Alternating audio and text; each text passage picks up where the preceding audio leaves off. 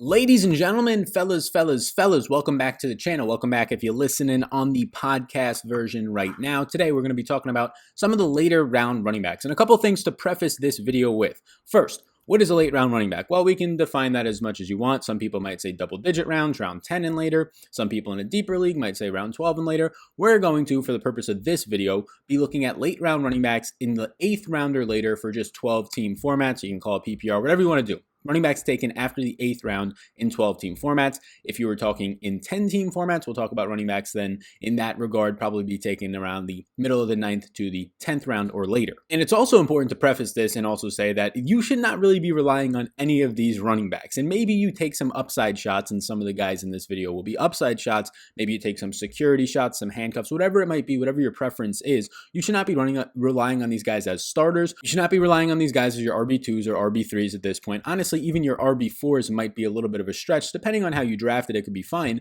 but these are at best RB4s, RB5s for you. Some of them might have upside. They're depth pieces. Some of them might be because you did a 0 RB strategy. Whatever it might be, you're loading up on the mid to late round running backs. You should not be relying on them. If you're drafting with the perfect strategy, in my opinion, the number one strategy, maybe perfect's not the right word to use, but you want to be getting 2 running backs in your first 3 picks, and ideally 3 running backs in your first 4 picks or 5 picks at the very latest. And if that's the case, once you hit the 8th to 10 rounds, then these running backs should be naturally your 4th or 5th running back taken, and ideally your 5th running back taken if it's up to me. But I do want to talk about the ones back here because there's a lot of just crappy running backs in these later rounds that people are going to be taking that maybe they had good years in the past and now there's new running backs in their backfield, or the offensive line is terrible, or they drafted another running back and now they're likely to be pushed out of the offense in general or out of just the backfield. They're an aging running back. What do they still have left in the tank? All of these things, that's where all those running backs live, in the wasteland of the 8th round and around the double-digit rounds at running back. So we're going to be talking about a couple of them today. And before we break down into it, if you have always been here and watched a lot of these NFL videos and some of my other videos in different sports,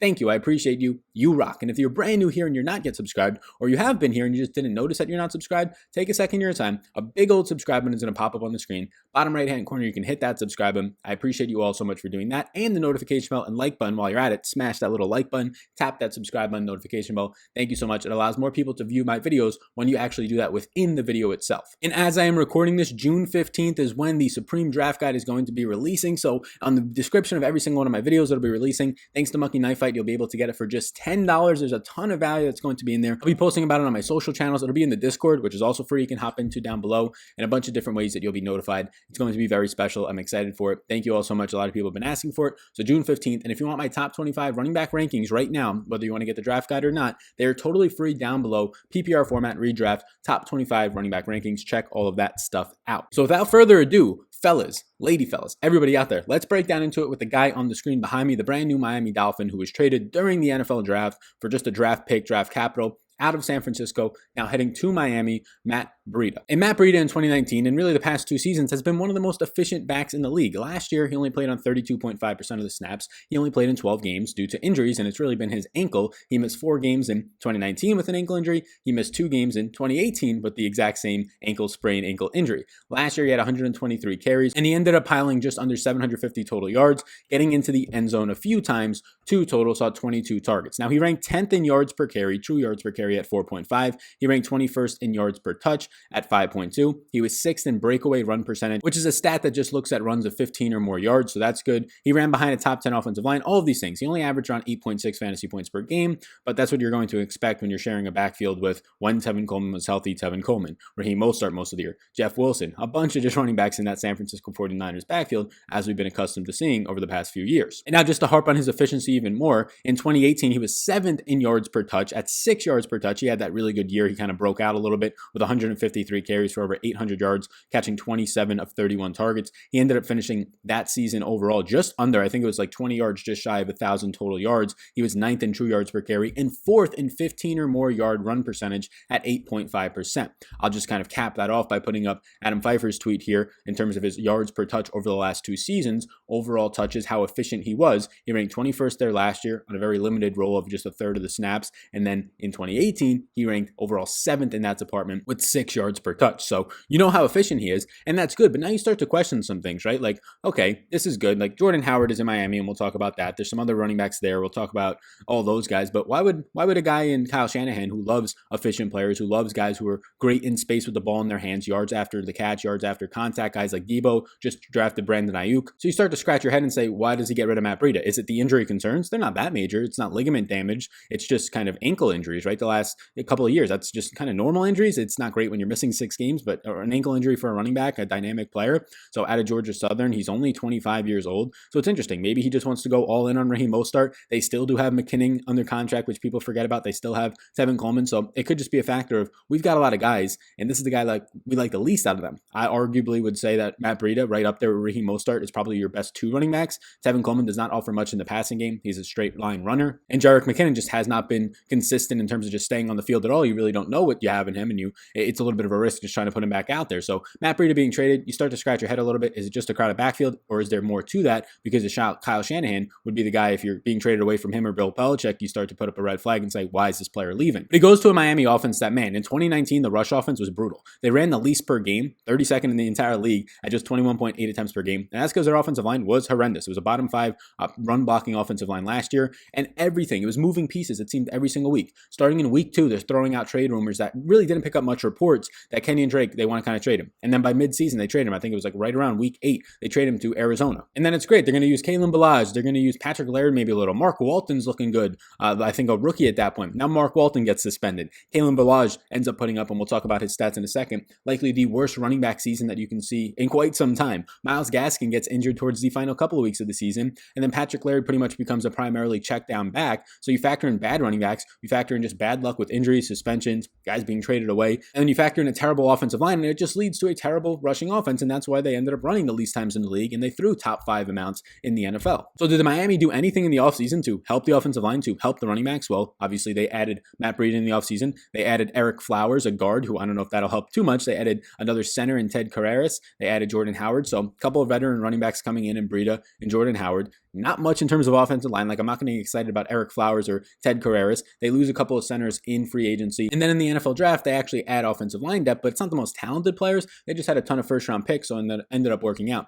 They get Tua in the first round, of course. Austin Jackson, a first-round tackle. They get Robert Hunt, a second-round interior offensive lineman. And then Solomon Kinley, a fourth-round interior offensive lineman. So the pieces are there. You have a first-round offensive talent. You get Eric Flowers, who we'll see what he can end up doing there. But then overall, just 3 offensive linemen taken in the first 4 rounds of the draft. Hopefully the goal is that this is now at least an average offensive line when it comes to the run blocking department and not a bottom 5 stinker of an offensive line. You factor into that better running backs that are going to be back there, talented, efficient Matt Breida we just talked about, Jordan Howard, who's always been underappreciated in my opinion in all of the offenses, whether it's the Eagles, whether it's the Bears that he was in. They're going to be taking the place of, at least it looks like, Kalen Ballage. It looks like Patrick Laird. That does profile out to be just a better run offense in general and better offense overall when you factor in Preston Williams coming back, another year for Mike Gesicki after a breakout, Devontae Parker, maybe Tua gets into this offense. So it's starting to come together a little bit, or at least the theory that you can see a pretty good offense forming here. So what does the backfield competition look like for Matt Breida, a guy who currently you can get at the beginning of the 8th round of 12-team drafts? Well, number 1, it's Jordan Howard, the veteran running back that they brought in from the Eagles, Kalen Ballage, Patrick Laird, Myles Gaskin, all these guys. It's a crowded backfield. I assume somebody's going to get cut. Kalen Ballage's performance last year, and we could start there, 34.6% of the snaps, 74 carries for 135 yards, 3 touchdowns. 74 carries for 135 yards. He caught 14 to 24 targets. He averaged 1.8 true yards per carry, ranking 67th in the league, and just 2.2 yards per touch, ranking 57th in the league. That is so bad, is what I have written in the notes, because that is just disgusting. So if somebody's going to get cut, I mean, it should be Kalen Ballage. You're not going to cut Jordan Howard or Breida, who you just signed. You're probably not going to cut Patrick Laird. Maybe you do. And Myles Gaskin, I don't know if you cut him either, because he has the draft capital. He's close friends with Patrick Laird as well. So if anybody's getting cut, I'd say it's Kalen Ballage, how bad he was, and maybe Patrick Laird, but I think they might end up keeping him. Patrick Laird is a very good pass protector. He's a sure-handed pass catcher on checkdowns as well. So if you're looking for a depth piece to keep, he's a better pass protector. He's likely a better pass catcher than Kalen Ballage. So when it comes down to it, as your 4th string guy, is if all hell breaks loose like last year and a bunch of running backs get hurt, which Jordan Howard hurt last year, aging veteran, Matt Breida hurt in the past. This is a thing that might actually come into play. I think they end up keeping Patrick Laird over Ballage, and then asking the draft pick that they used on him, I think last year, they probably keep him again as well. Howard last year played in 9 games, 44% of the snaps. He ended up ranking 20th in true yards per carry, got 7 touchdowns, caught 10 of 14 targets, and had 119 carries for 525 yards, averaged 12.4 fantasy points per game, which did rank 26th among running backs. So again, just a very solid running back that usually goes underdrafted. He's another late round option, but he's being drafted before the 8th round, so he didn't make this video. And then Patrick Laird, like I said, just 2.6 yards per carry, was not great, and he was just a factor of catching a lot of checkdowns. 23 receptions on 30 targets, and he really only started to play the final quarter of the season, about 51.8% of the snaps when he was on the field. So in my opinion, there's no questions asked. Matt Brieda is the most dynamic and most efficient running back in this backfield, but most coaches end up letting Jordan Howard run the ball 15 times per game. You saw with Miles Sanders the first half of the season last year. So if Matt Brieda is going to be used as a satellite back, if he just gets on the field more than he did the last 2 years in San Fran, when he's playing 32 and 44% of the snaps or 40%, and you're getting Matt Brieda out there for close to 50% of the snaps and he stays healthy, yeah, I think getting him in the 8th round of your PPR formats mainly, that's the big piece here is PPR formats because Jordan Howard will get the red zone work. I think Matt Brieda is worth a pick later in those rounds because of the upside that he possesses and potentially the upside that this Miami offense possesses makes it even better of a late round running back pick. I'll finish up Matt Brieda by just putting up Ian Hart's tweet, which is something that we were kind of trying to scratch our heads a little bit. Matt Brieda's athleticism and that dope run he had against the Bengals are awesome, but Kyle Shanahan didn't want him. That's an issue. Fumbles have been an issue. Jordan Howard is the millennial Frank Gore, which is so perfect. The poor man's Frank Gore, 37, 38-year-old Frank Gore, still getting just 12 to 15 touches per game in any offense he's in. It's true, Jordan Howard is like that. Miami's offensive line probably went from awful to simply below average. That's what I was saying. Like, they're bottom 5. Now, maybe they'll be average, right, with some of the draft picks and getting Eric Flowers, but that's a big maybe. So, yeah, we'll close the door on Matt Brieda. A good late round running back option. There's clearly question marks, but that's why he's not being taken in the 5th or 6th round. He's being taken in the 8th round right now at the beginning of the 8th round. Before we move on to the next running back real quickly, just hit that like button for me. Big old subscribe button just popped up on the screen. Appreciate you doing that. When people subscribe within the video, it tells YouTube, hey, these people are engaging. Let's show it to even more people. So it does really allow me to grow and reach more people. Thank you so much for doing that. Like button, hit that bad boy, hit the subscribe button, and tap that notification bell. Let's get into the next running back in this video. The second running back I'll talk about, late round running backs being taken right now at the 8.05, so midway through the 8th round, is J.K. Dobbins, the rookie. He's currently going 101st overall, and he's the RB42 coming off the board according to Fantasy Pros right now. The former Ohio State running back was taken in the 2nd round at pick 23, late in the 2nd round, by the Baltimore Ravens. And if you just want to look at his college profile quickly, these are all things that'll be in the Supreme Draft Guide, again, coming out very shortly, or maybe even by the time you're watching this, June 15th. You can see just his career stats in his 2019. If we focus on 2019, you can see 300 carries, over 2,000 yards, 21 touchdowns, and he could catch the ball. He had a 7.6% target share, maybe slightly above average for a running back in college, but he caught 23 of 28 targets. He did force a top 10 missed tackle rate. He was number 1 in 15-plus yard runs, breakaway percentage, and number 4 in yards after contact. Absolute beast. You can see in his career, he had 3 1,000-yard seasons. As a true freshman, he was a beast. He caught 71 of 84 targets. So while he's in college, he's just raking up 20, 25 receptions a season. That's good to see coming into the NFL. Now, what is the offense that he's about to come into? This rush offense of Baltimore? Well, it's the best possible one that you can, because last year they ranked number 1 in rush plays per game, number 1 rushing offense. Helps when your quarterback runs for over 1,200 yards, but they ran 37.2 times per game. According to PFF, they had the 3rd best ranked offensive line. They did lose Marshall Yanda, a potential Hall of Fame offensive lineman, due to retirement, but they did try to fill his void in the draft, which we'll talk about in just a second. And they had a league-high 104 red zone rushing attempts. 40 went to Mark Ingram, the 30-plus-year-old running back now, 26 Lamar Jackson, 20 went to Gus Edwards, and then 10 went to Justice Hill. So everybody was involved. So even if you give J.K. Dobbins like the in-between role of Justice Hill and Gus Edwards, and maybe he's seeing 15 to 20 red zone rushing attempts, and that leads to 6 touchdowns inside the 10-yard line, maybe he's seeing 10 touches, and that leads to 4, 5 touchdowns. Now you're in a position where, wow, J.K. Dobbins is starting to look like a decent option in these middle to 8th rounds, even if he doesn't take on the workhorse responsibilities that nobody had really. Like Mark Ingram ended up being a top 10 running back on less than 50% of the snaps, which is just mind-boggling and crazy. And I'll put up a really cool tweet by Graham Barfield. You can follow him at Graham Barfield from Fantasy Points here. And Lamar Jackson's 24 career NFL starts, his running backs rank 1st in yards per carry. There you go, huge. 2nd in success rate, 2nd in first downs, and 4th in rushing fantasy points. That's absolutely insane. It's fantastic. It's because of how often they run. It's because of how often they run in the red zone. It's because of how Lamar Jackson creates deception and allows his running backs to have a lot better options after the read, and they just have to account for Lamar more if you're a defense. And then he says J.K. Dobbins' dynasty value is an absolute skyrocket, and I agree with that. I think J.K. Dobbins next year, Mark Ingram is out after this year, or at least he has an out in his contract, probably will not be optioned, and he'll probably be gone. And then when you factor that in, J.K. Dobbins is now the running back in the offense that just has all these stats right here that you can see from Graham Barfield is going to be J.K. Dobbins, who excelled in that similar type of an offense, except it's going to be way better now with Lamar Jackson under it when he was at Ohio State. So what else did the Ravens do in the offseason? Mainly to try and replace Marshall Yanda. They ended up drafting in the 3rd round Tyree Phillips, who a lot of people say interior offensive lineman should have been drafted in the 2nd, potentially even 1st round. They get Ben Bredesen in the 4th round, another interior offensive lineman, DJ Fluker, Matt Skura, some other options that they had in the free agency period on the offensive line. They pretty much just revamped their offensive line in free agency, and they did a good amount of that as well in the draft, but they also added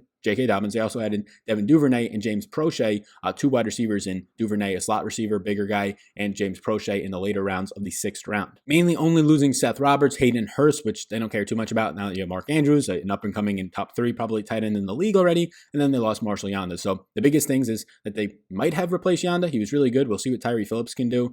They got a lot of depth in general for the offensive line, which makes sense since they're the #1 rushing offense, and that's what they're heavily going to rely on, likely once again. So what is the backfield competition? Well, it's going to be Mark Ingram, Gus Edwards, and Justice Hill, if Justice Hill even makes the team. They said all running backs, all 4, they at least recently said will have a role on this team. So I assume they're going to keep all 4, especially since they just spent a decent-sized draft pick on Justice Hill last year. Ingram on less than 50% of the snaps, finished as the RB10, which is insane. 49.8% of the snaps, 201 carries for over 1,000 yards, 15 touchdowns, are ridiculous, very similar to Aaron Jones, very similar to Raheem Mostert, close to I think 6.7% touchdown rate. That is likely due to regress. Did catch 21 of 30 targets.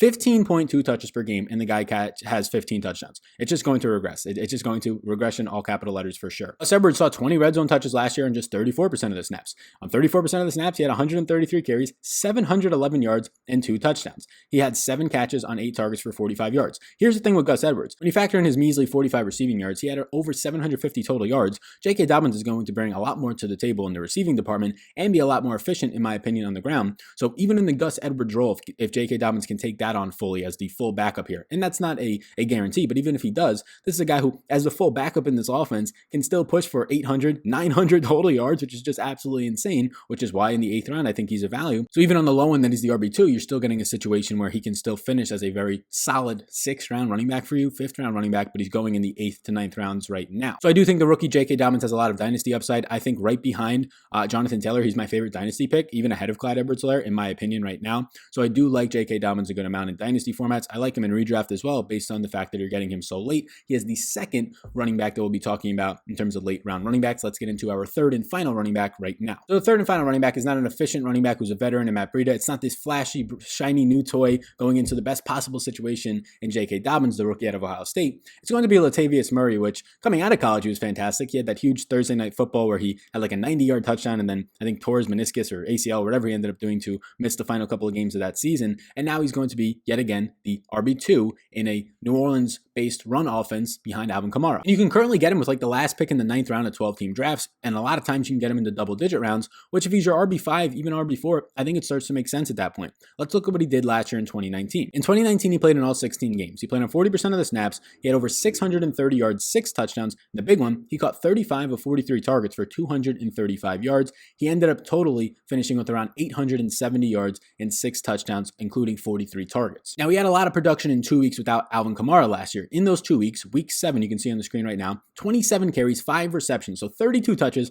for 150 yards and 2 touchdowns, a beast. And the week after that, week 8, and also in week 7, he finished with 32 fantasy points, which was RB2, probably behind Christian McCaffrey that week. I didn't go back and look. But in week 8, 21 carries, 9 receptions, so 30 total touches, 157 yards, 2 touchdowns. Finished with 36.7 fantasy points, and somehow that was RB3 for that week. Just an absolute beast those 2 weeks. So you can see that he ended up finishing with a whopping 34 receptions for Latavius Murray. You don't expect that, but he also had 14 of those in 2 games when there was no Alvin Kamara. So check down city, but he was very efficient. He was very effective. But Latavius Murray wasn't just effective only when Kamara was out. Obviously, he was a dynamite top 5 player those weeks in terms of running backs and overall in fantasy, but Murray still saw 4 other weeks with over 10 fantasy points. In 3 of those weeks, he saw over 11, and in 2 of those weeks, he saw over 12 fantasy points. So what you get in Latavius Murray is this rare handcuff ability of, okay, he's a very good handcuff. Like when he's out in this offense, he's going to be an RB1 in terms of your rankings that week, just proven by week 7 and week 8 performance last year. But even when Alvin Kamara is not out, he plays that Mark Ingram role for a few years back of having red zone touches, of having enough touches, 8, 10 per week potentially, that can allow him to still be a top 25 running back in those weeks. And you can see right here, he finished as a top 30 running back 6 times last year and a top 25 running back 4 times last year.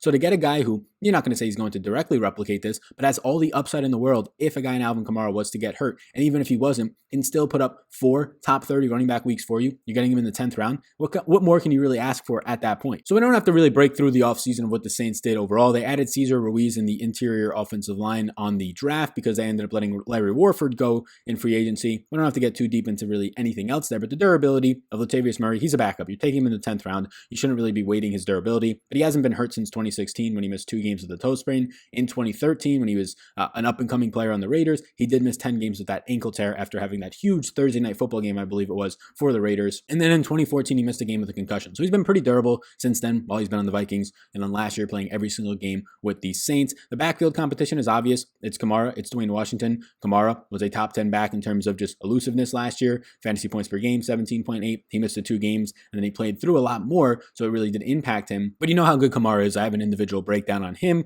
He was just recently in my first round running backs video, have him in the running backs rankings videos. A lot goes into play there. You know what you're getting out of Murray, and you potentially get the best handcuff in the NFL out of Murray just based on the offense that he's in and the talent that he's shown and proven last year as a veteran. And then you also just get upside weeks out of him for maybe 2 to 4 to 5 times in a season, even if Alvin Kamara is healthy. So those are 3 running backs. Some honorable mentions: Tevin Coleman of the 49ers. You can currently get him as the 119th overall player on average with the 11th pick in the 9th round of drafts. And then Anthony McFarland, 180th overall, is currently going as a 15-round pick on average. Go get the rookie Pittsburgh Steeler, who likely starts the season as the RB2 in Pittsburgh. So that's where I'm at right now on some of these late round running backs. Be sure before you go, hit that like button. Really do appreciate that. Smash the subscribe button and hit the notification bell. Be on the lookout for June 15th, or maybe it's already out right now in the description. It'll be out. All my social channels. You can check out the Supreme Draft Guide, and you could also get the top 25 running back rankings totally free right below in the description. Join the Discord. Do all those things for me. I really do appreciate it. I will see you all in the next one. Stay safe out there, everybody, and peace out, gang.